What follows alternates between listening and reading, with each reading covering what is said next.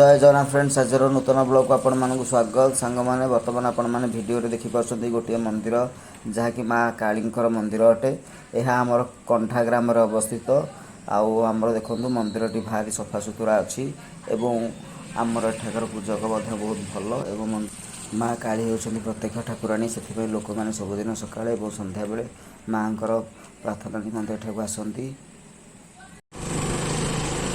तो सांग मैंने आसतु आज वर्षा पागे टे प्राकृतिक सौंदर्य को मन को उपभोग करवा। देखो आम रास्तार दुई पार्श्व केमी सब गछ लगी चारिड़ खाली सबुजमय सबुज रंगे सते जमी आमर ये धरणी सजे हो सांग मैंने ये रास्ता होमर माँ भट्टारिका मंदिर जावाई गोपालपुर ठार मुख्य रास्ता ये रास्ता देखिए गोपालपुर छक मैंने माँ भट्टारिका मंदिर अति सहज जापर।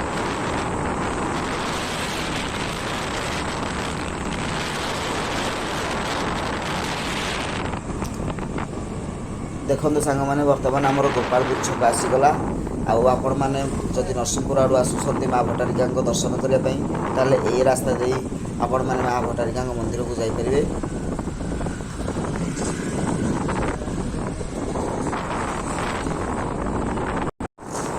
सांग मैंने ये आमर स्वप्नेश्वर मंदिर आठ प्रायतः बाहागर सब हुए।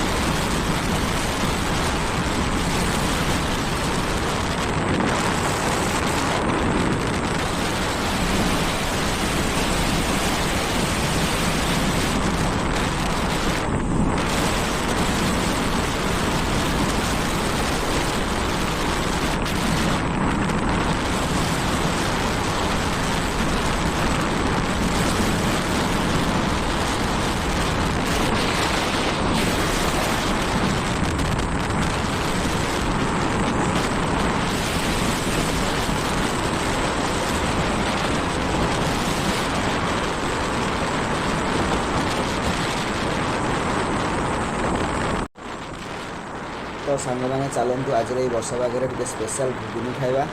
तो ये हूँ आमर हाउ भाई घुगुनी देखो बस अटकी घुगुनी खाइबा पैसेंजर मैंने बस को अटकई घुगुनी खाऊँ हाउ भाई ठारू।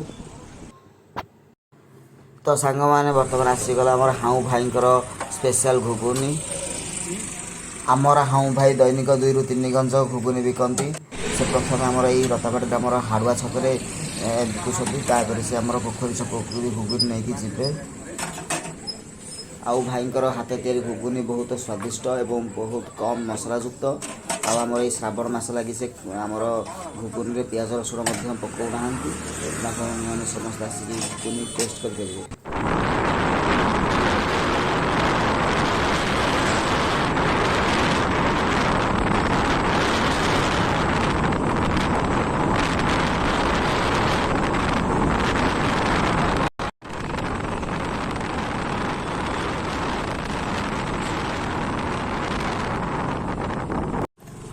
सांग मैंने ये हूँ आमर रतापाट स्कूल आठारे प्राय समस्ते अभिज्ञ अनुभवी एवं तालीम प्राप्त शिक्षक अच्छा जो मैंने कि प्रतिदिन पिला शिक्षादान करती।